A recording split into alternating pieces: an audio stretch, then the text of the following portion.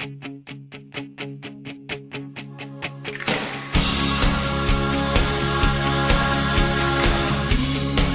is the way I've always dreamed it would be, the way that it is, oh, when you were holding me. Amiguinha e amiguinho, olha quem está comigo hoje. Ela mesma, Paula Pimenta. Eu sei que você conhece aí as várias facetas da Paula. A Paula escritora, a Paula amiga, a Paula música, a Paula cantora, enfim, a Paula de várias facetas, de várias simpatias. Porém, hoje nós vamos conversar com ela para conhecê-la melhor, a fundo, desde o começo. E para você aí de casa que curte muito, assim como eu e como todos curtem Paula Pimenta, nós vamos conhecê-la um pouco melhor. Paula, obrigado por aceitar o nosso convite para bater um papo comigo e com os internautas. Em primeiro lugar, quem é Paula Pimenta? Nossa, eu acho que eu sou uma eterna adolescente, assim. Bom, sou formada em publicidade, estudei também jornalismo, mas resolvi não continuar porque eu queria exatamente escrever com muita emoção. E foi a partir daí que eu vi que eu queria mesmo, era ser escritora, colocar emoção, emocionar também com as coisas que eu escrevo. Pelo que nós percebemos, você é intensa em tudo o que faz. A gente percebe, inclusive, no seu relacionamento com os fãs, nos seus livros. Enfim, isso é uma característica inerente sua. Você não gosta de ficar parada, sempre gosta um step further, que a gente diz, quer dizer, um passo a mais? Eu gosto de sentir tudo assim, muito intensamente mesmo. E realmente, assim, o meu dia eu durmo 5 horas por noite, porque sempre tem tanta coisa para fazer que não consigo ficar parada mesmo. Tem sempre que estar inventando alguma coisa nova. Então vamos lá, você nasceu onde? Eu nasci em Belo Horizonte. Estudou onde? Eu fiz faculdade na PUC Minas. E colégio, porque tem muita gente de Minas aqui que quer saber. Uhum. Bom, eu estudei em vários colégios aqui de BH. Eu estudei primeiro no Isabela Hendricks, depois no Sagrado Coração de Jesus e no Zila Frota, que é um colégio que não existe mais. Hoje em dia no lugar dele está o Libertas, mas antigamente era o Zila Frota.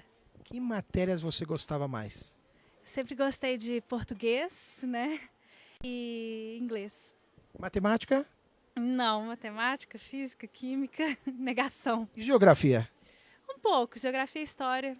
Gostava, mas não eram as minhas preferidas, não. Mas também não desgostava, não. E a paixão por música começou quando? Desde pequena eu comecei tocando piano, quando eu era criança. E aos 15 anos eu comecei a tocar violão. E cantar também, eu cantava desde pequenininha, assim, eu sempre pedia, a gente viajava, meus pais, eu, meu irmão, eu pedia para eles ligar o rádio que eu queria cantar. Você continua tocando hoje piano? Não, depois que eu comecei a aprender violão, eu meio que larguei o piano, infelizmente. Assim, eu toco um pouquinho básico, mas só pra mim mesmo. Parece eu, sabe por quê? Eu também tocava piano e depois fui pro violão. Porque o piano a professora falava, Albertinho, por que parou? Aí se tornava isso maçante. É gostoso você fazer por prazer, né? E o violão acabei indo por prazer. Eu acho que foi mais ou menos parecido com você, não? Comecei a tocar violão, assim, parece que quem toca violão anima qualquer lugar que tá, né? Eu até brinco que o pessoal, às vezes, desde que eu era adolescente, né? Eles me ligavam assim, vai ter uma festa em tal lugar, vão, ótimo, vão sim. Traz o violão. Isso é verdade. Convidando eu ao violão, né? Mas é muito gostoso, que quem toca violão sempre tem um grupinho em volta. Assim. É aquela velha história de ir a um restaurante. Eu vou te perguntar, quando você vai a um restaurante, você compra o quê? Comida? Não, você compra o lazer, o agradável. Então é a mesma coisa, o violão é um acessório para o lazer, para uma pessoa agradável, brilhante como você. E aí, me fala, você começou a fazer música também e letra? Ou primeiro a música, primeiro a letra? Então, isso daí eu demorei um pouco. Assim, eu já cantava há muito tempo, já tocava há muito tempo e eu não conseguia fazer música. Por quê? Conseguia, eu tentava, mas não ficava legal, assim, eu não gostava do produto final. Aí um amigo me deu um livro do Leone, que chama Letras, Músicas e Outras Conversas, e eu descobri que eu estava fazendo o processo inverso da maioria dos compositores, que eu estava tentando fazer a letra e musicar a letra, e a maioria dos compositores faz o contrário, eles fazem a música e depois eles colocam uma letra para encaixar. Interessante isso. Aí eu fiz isso e funcionou. Tem muita gente em casa, com certeza hoje com a facilidade da internet, inclusive dos softwares, que gosta de tentar brincar de música, porque a música faz bem para a alma. Então essa é uma dica legal, né? Agora, quem tem já vários poemas prontos, como que pode musicar? Pode fazer esse processo? Pode, tem muita gente que consegue e até prefere. Eu preferi o outro processo. Nesse livro é até muito interessante, que é um livro de entrevistas que o Leone fez com vários compositores. E, por exemplo, o Renato Russo fazia isso. Ele pegava as letras e musicava. Outros, né, como a Adriana Calcanhoto, por exemplo, preferem pegar a música que nem eu faço. Pegar a música, primeiro fazer a música e depois colocar a letra nela. Agora vamos chegar ao Fazendo Meu Filme, que é o sucesso estrondoso. Nós estamos aí no Fazendo Meu Filme 3. Tem o 1, capa rosa, né? O número 2, que é mais para o vermelho, e o 3, que é o azul. Eu quero que você fale um pouquinho como nasceu toda essa questão, como nasceu o Fazendo Meu Filme. Bom, o Fazendo Meu Filme, ele começou meio do nada, assim, por acaso. Eu estava numa noite em casa em outubro de 2004. Era início de horário de verão.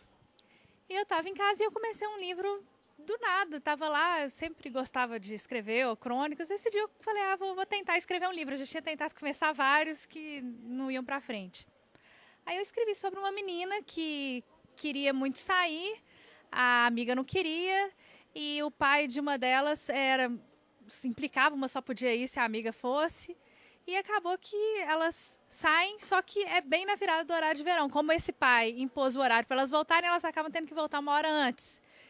E isso foi indo, acabou que virou o segundo capítulo do livro. Pois é, mas isso na verdade acaba sendo um pouquinho entre nós só, né, que ninguém saiba. É um pouquinho da história da Paula? Na verdade, essa passagem aí, não. Assim, a única coisa que eu me identifico com isso era que eu gostava muito de sair, tinha amigas minhas que não queriam e eu, por favor, vamos sair. Eu era muito saideira quando eu era adolescente. Adorava estar na rua, né? Essa é a Estefânia, do livro Chamada Entre Nós, carinhosamente de Fanny, não é isso? Isso mesmo. Eu era bem mais a Natália, a amiga dela, quando eu era adolescente. Adorava sair, paquerava muito, não era muito quietinha, não. É porque a Fanny gosta mais de ler, de ver os vídeos dela, ficar no quarto, curtir as coisas dela, e as amigas ficam insistindo. Isso. Aí foi aí que eu comecei a escrever a história. Logo depois, eu comecei a pensar o que seria mesmo. Que no começo era só uma brincadeira, era sei lá o que, era um conto.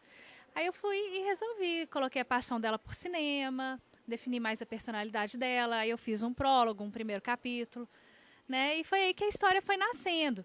Depois disso, eu escrevi uns 6, 7 capítulos. E aí, em 2005, eu estava com uma viagem marcada para Londres, para morar um ano lá. Exatamente que eu ia fazer um curso de escrita criativa. E parei de escrever durante uns 5 meses, até eu me adaptar mesmo a Londres. Mas aí, com o curso, eu comecei a sentir uma necessidade de alguma coisa para colocar o que eu estava aprendendo. Aí eu fui e falei, aquele livro. Aí eu peguei e comecei a colocar nesse livro as coisas que eu vinha aprendendo no curso que eu fiz lá. Agora, quando você definiu o personagem, você pegou e colocou assim, olha, Estefânia, por exemplo, essa característica, Natália, essa, como que é esse processo? Não, foi acontecendo naturalmente. Eu fui escrevendo e aquilo ali foi nascendo nelas, assim, eu não defini, essa vai ser assim, essa vai ser assim. Ela foi, na verdade, sendo moldada, mas, na verdade, não acaba, é muito delicado isso, você vai escrevendo, de repente, pode ter alguma incongruência. Como você fez para poder não ter nenhuma incongruência? Eu acho que as 3 personagens principais do primeiro livro, né, que é assim, as meninas, né, que é a Fanny, a Natália e a Gabi, elas são muito diferentes. Então, assim, logo eu fui tentando exatamente fazer uma bem... fui escrevendo naturalmente, mas assim, uma bem diferente da outra. A Gabi é mais séria, muito responsável, sabichona. A Fanny é quietinha, tímida, introvertida, e a Natália é sonhadora, apaixonada, romântica, né, então... É bem diferente o perfil das 3, então não teve perigo de bater nada, não. É muito legal porque você vê em qualquer grupo de adolescentes, sempre existe mais ou menos o perfil, né? Aquela mais quietinha, aquela mais saideira, sonhadora. É muito interessante isso. Agora, tudo bem, você começou a escrever, depois você foi para o curso em Londres, voltou. E nesse período, quanto tempo demorou desde daquela primeira noite até terminar o livro? Quanto tempo até ele estar prontinho? Ao todo foram 8 meses, escrevendo mesmo. Fora o período que eu fiquei parada com ele, assim. De escrita mesmo, foram 8 meses o livro 1. Eu escrevi ele bem com calma, assim, né? Nem sabia se ia publicar, estava escrevendo para mim mesma. Em processo contínuo, 8 meses. Perfeito. Agora, depois disso, o que você fez? Qual foi o seu próximo passo? Aí eu cheguei no Brasil no final de 2005, em 2006 comecei a procurar editoras. Para autor iniciante isso é muito difícil, né? Uma editora dá a chance, ninguém queria nem ler o meu livro. Aí a Autêntica foi a primeira que leu, já tinha procurado umas 2 antes e não tinha dado certo. Aí a Autêntica foi a primeira que leu o meu livro e eles gostaram. E falaram, ó, a gente tem uma agenda de publicações aqui que tem que respeitar, então a gente pode publicar no ano que vem. Aí eu falei, tudo bem, aí seria em 2007. Mas eles me enrolaram mais um pouquinho, foi publicar só no final de 2008. Mas aí como foi essa ansiedade até ver a obra assim concretizada? Nossa, a ansiedade era muito grande, especialmente assim, porque né, eu tinha muito medo de dar errado, de cancelarem o contrato, de qualquer coisa acontecer e não sair o livro. E eu queria, assim, as pessoas que eu tinha mostrado já no manuscrito tinham gostado demais, então eu queria muito que mais gente lesse meu livro. É gostoso quando você vê uma obra bem feita.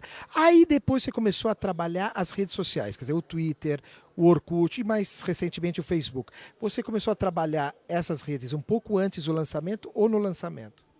Foi depois do lançamento. A primeira edição, que era até com a capa antiga, que era uma capa que a gente fez antes, que era um pouquinho maior, com os rolos de filme, até é legal falar isso, que a capa, porque todo mundo pergunta por que mudou de capa. A gente mudou porque a capa anterior, ela tinha uns rolos de filme. Assim, então o pessoal das livrarias estava achando que era um livro fazendo meu filme, ensinando a fazer filme. Então a gente resolveu, a partir da segunda edição, colocar uma capa mais adolescente mesmo, mais jovem, né? Com as características do livro mesmo, pipoca, uma coisa mais filme CD. no sentido dele, que é de cinema. Né? E aí deu mais certo o livro mesmo, que a gente fez essa segunda edição junto com o lançamento do segundo livro, que é o livro 2. Agora, do primeiro para o segundo, quanto tempo transcorreu e quanto tempo demorou não só para ser publicado, quanto tempo demorou para você escrever o número 2? O número 2 eu escrevi super rápido, eu escrevi em 3 meses. E ele demorou 1 ano entre o lançamento de um e o lançamento do outro. Aí, como já era assim, né, sucesso o livro 1, aí os leitores mesmo exigiam o livro 2, então foi mais rápido por isso mesmo. Como você conseguiu uma legião de fãs tão grande pelas redes sociais? Porque a gente sabe que você respeita seu público e dialoga. Essa é uma chave do sucesso? No começo, a primeira edição, comecei a falar dela, até perdi. A primeira edição eu fui assim, muito porque ninguém me conhecia, então realmente eu entrei em várias comunidades, da Meg Cabot, que eu gosto muito, do Diário da Princesa, que é um dos meus livros preferidos. E falei, gente, eu escrevi um livro, quem já leu acha parecido com o estilo dela, quem quiser dar uma chance para o meu livro, eu pedi mesmo, mandei para blogs o livro, e eu mesma, assim, fui lá pessoalmente, entreguei, pedi, e aí o pessoal foi lendo e foi gostando e o boca a boca foi começando. Quer dizer, tem que ter humildade em tudo. Tem, o meu começo foi bem assim mesmo.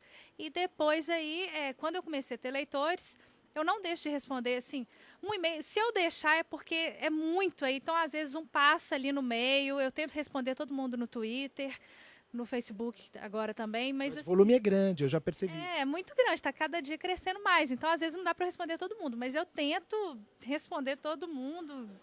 Né? Então é interessante, porque você aí que não deve ter recebido eventualmente sua resposta, não fique bravo. Não é por mal, Fala porque de novo, a você Paula não respondeu. manda outra vez e fala, Paula, você não respondeu, exatamente. E ela vai lá e responde, porque ela é um doce. Não estou falando porque ela está aqui do lado, ela é assim mesmo.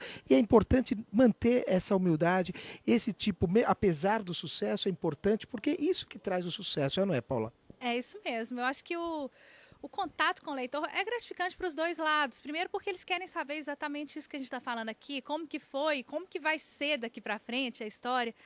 E fazem várias perguntas, né, sobre o livro e os personagens. E para mim é muito legal saber o que eles estão pensando, saber que eles gostam, né, da história.